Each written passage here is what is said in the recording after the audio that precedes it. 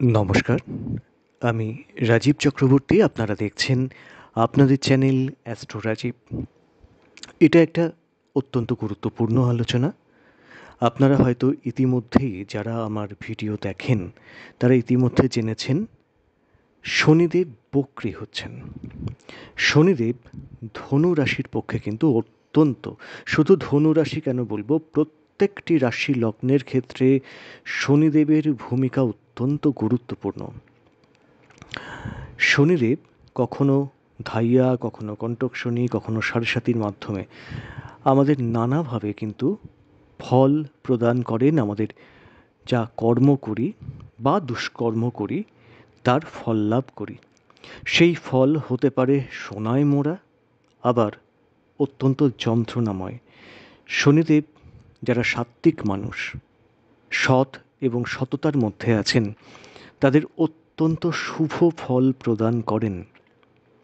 সেই শনিদেব, যিনি ধনু রাশির দ্বিতীয়পতি এবং তৃতীয়পতি, তিনি বক্রী হচ্ছেন।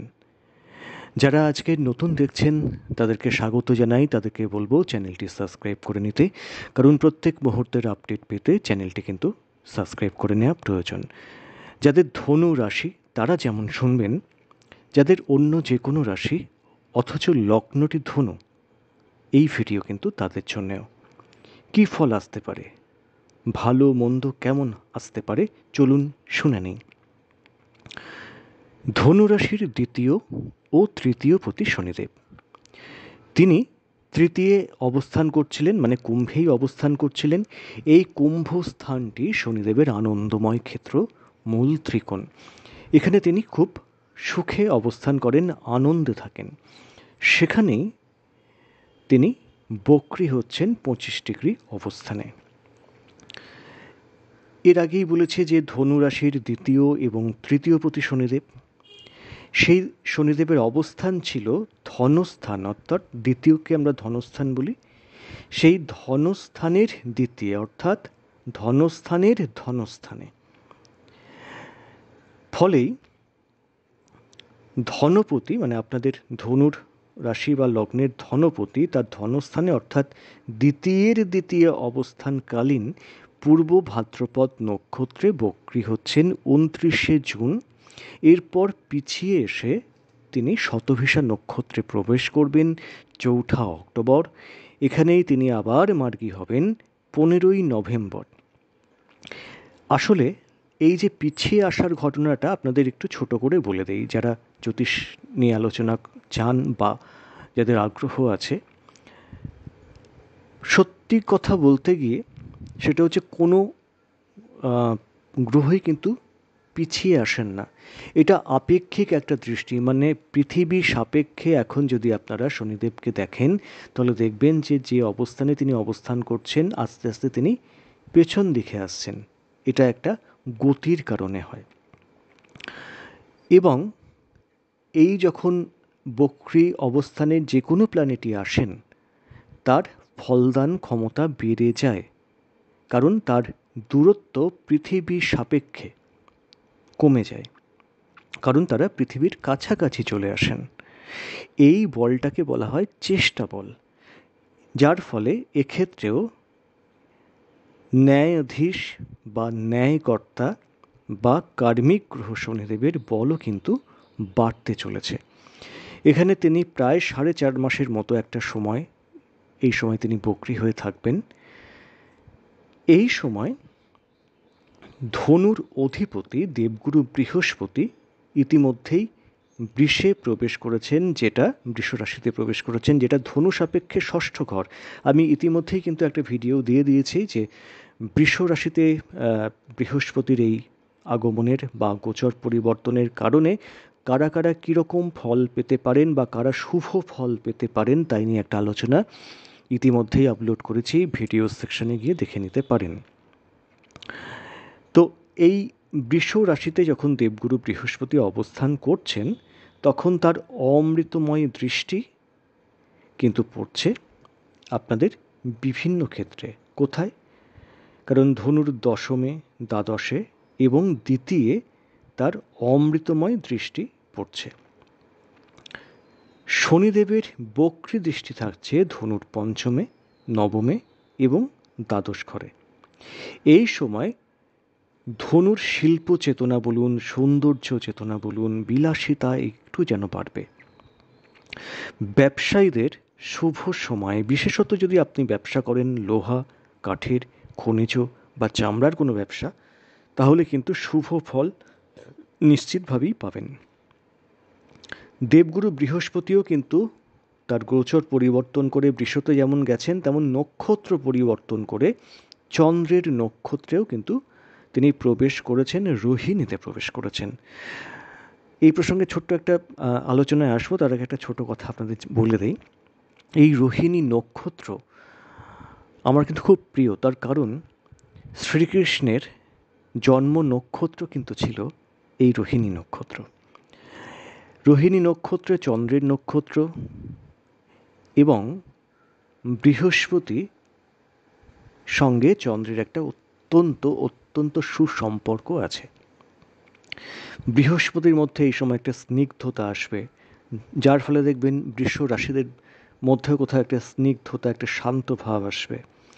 তো যাই হোক, শনিদেবের এই যে গোচর পরিবর্তনের ফলে আপনারা আর কি কি ফল পেতে চলেছেন সে সমস্ত নিয়ে আলোচনা করছিলাম, সেই প্রসঙ্গেই আসি। এই সময় কিন্তু আর্থিক উন্নতির যোগ থাকছে। এই সময় আর্থিক উন্নতি ডেফিনেটলি হবে, ধীরে কিন্তু স্টেবল একটা ফল আপনারা পাবেন। ধনু একটু চোট আঘাত থেকে সাবধান থাকতে হবে আপনাদের, যারা ধনু রাশি বা লগ্ন। বাতজ বেদনা থেকে, মুখগহ্বরের কোনো সমস্যা, বিশেষত দাঁতের কোনো সমস্যা থেকে, অ্যালার্জি রিলেটেড বা স্কিন রিলেটেড কোনো প্রবলেম থেকে, পেটের সমস্যা থেকে একটু সতর্ক থাকতে হবে ধনুকে। বাঁ দিকের কোনো জায়গায় কিন্তু লাগতে পারে, মানে সেটা পায়ে হতে পারে, হাতে হতে পারে, বাহু সন্ধিতে হতে পারে। তো এই দিকটায় একটু সাবধান থাকার প্রয়োজন থাকবে। যদি আপনারা কোনোভাবে অসুস্থ হন, যে ডাক্তারকেই দেখান, আমি বলবো একটা সেকেন্ড ওপিনিয়ন বা একটা দ্বিতীয় পরামর্শ অন্য কোনো ডাক্তারের সঙ্গে কথা বলে নেওয়ার প্রয়োজন থাকবে। এই সময় জুলাই আগস্ট বা সেপ্টেম্বরের ফার্স্ট উইক পর্যন্ত কিছু সুযোগ আসতে পারে কিন্তু কর্মক্ষেত্রে, মানে চাকরি ক্ষেত্রে। হঠাৎ চাকরিতে কোনো ডেভেলপমেন্ট বা নতুন কিছু একটা চাকরি লাভ, এরকম একটা যোগ কিন্তু থাকবে অনেকের ক্ষেত্রেই। যাদের ব্যক্তিগত জন্ম রাশিচক্রে কর্মযোগ অত্যন্ত প্রবল থাকছে এবং শুভ গ্রহের দশা অন্তর্দশা চলছে, তারা ডেফিনেটলি এই সময় বেশ কিছুটা শুভ ফলই পাবেন। গুরুজনের স্বাস্থ্যের দিকে নজর দেওয়ার প্রয়োজন থাকছে, বিশেষত বাবা বা পিতৃতুল্য কোনো মানুষের, তার স্বাস্থ্যের দিকে একটু নজর রাখুন। বিশেষত তাদের কোমর থেকে পায়ের দিকে কোনো চোটাঘাত বা ব্যথা যন্ত্রণার প্রকোপ বাড়তে পারে। কর্মক্ষেত্রে আপনাদের ডেফিনেটলি বা সামাজিক পরিমণ্ডলে বা রাজনৈতিক ক্ষেত্রে আপনাদের প্রভাব প্রতিপত্তি, যশ, সম্মান এগুলো কিন্তু বাড়ার সম্ভাবনা থাকছে। আর জানেন তো, এগুলো যখনই বাড়ে তখন একটা শত্রু গোষ্ঠী তৈরি হয়ে যায়, ফলে শত্রুতাও বাড়বে। অনেকের কিন্তু কর্মক্ষেত্রের কোনো পুরনো শত্রুতা নতুন করে আবার জেগে উঠতে পারে। এই সময় বাক্যের উপরে নিয়ন্ত্রণ রাখুন, কারণ যখনই আমরা একটু ক্ষমতাবান হই তখন তো অনেকেই আমরা ধরারে সরা বলে মনে করি। তো এই সময় একটু সতর্ক থাকতে হবে, বাক্যের উপরে বাক্য নিয়ন্ত্রণের একটু প্রয়োজন থাকবে। স্বজন বা আত্মীয়র সঙ্গে সুসম্পর্কের চির ধরার সম্ভাবনা থাকছে, তাদের সঙ্গে বাড়তে পারে দূরত্ব। এই সময় চাপা টেনশন বা চাপা উত্তেজনা একদম এড়িয়ে চলুন, এটা কিন্তু থাকবে, সেটা কিন্তু এড়িয়ে চলার প্রয়োজন থাকবে। যারা কর্মপ্রার্থী হয়ে গিয়েও যাদের কাজ হচ্ছিল না, ডাক আসছিল না, তাদের এই সময় কর্মপ্রাপ্তির কোনো সম্ভাবনা কিন্তু দেখা যাচ্ছে। নতুন কোনো ক্ষেত্র থেকে চাকরির যোগাযোগ বা অফার আসতে পারে। হয়তো যারা চাকরি করছেন কিন্তু ঠিক মনের মতো হচ্ছে না তার বেতন বা বেতন কাঠামো, কারণ এটা তো ঠিক কথাই, কারণ সবাই এখন সস্তায় কাজকর্ম করিয়ে নিতে চায়। আমাদের এরকম একটা ট্রেন্ড হয়ে গেছে। তো যাই হোক, সেক্ষেত্রে নতুন এবং একটু লোভনীয় অফার ডেফিনেটলি আসবে বলেই তো আপনারা কাজটা চেঞ্জ করবেন বা কর্মক্ষেত্র চেঞ্জ করবেন, তাই না?